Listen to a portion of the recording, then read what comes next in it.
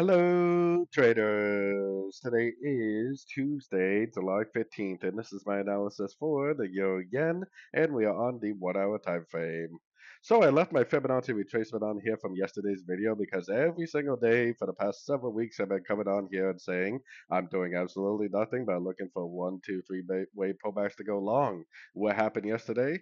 Fibonacci retracement, one, two, three wave pullback, Fibonacci bounce, and golfing up, nice long opportunity.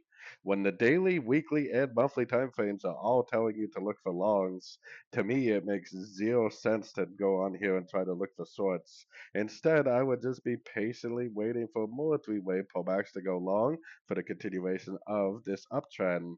When it finally does turn, the higher time frames like the daily will tell us. And it definitely hasn't told us yet, so why don't we just enjoy the trend and go long at the end of every single three-way pullback and Fibonacci bounce that we see?